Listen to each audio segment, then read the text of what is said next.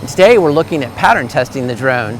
So the drone that we're flying today is an AG 230, it has a 30-liter payload capacity.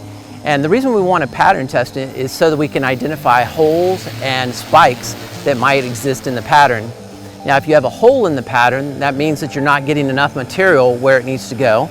And if you have a spike, it means you're getting over application of the material in a certain part of the pattern as well.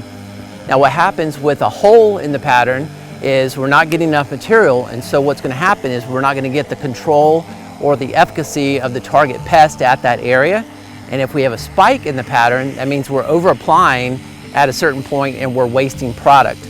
Matter of fact, that can actually hurt the plants too if you're getting 1.5 or 2 times the dose at a certain point in time. So the way that we did this is we put water sensitive cards at a 3-foot spacing across the flight line, and then we fly perpendicular to that line, typically into the wind.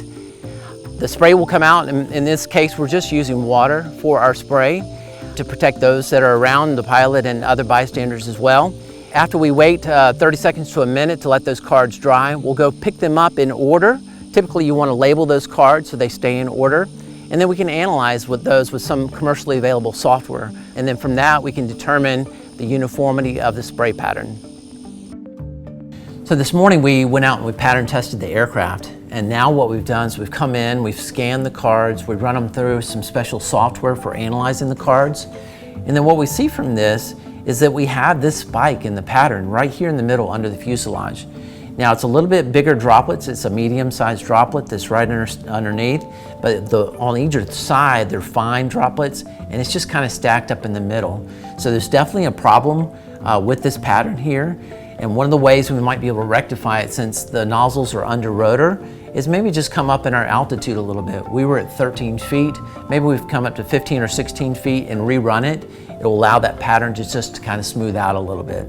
So this is why it's very important to pattern test and then use software such as this AccuPat software to analyze the droplet data to help you see what the pattern is. But we definitely need to do some work on this pattern.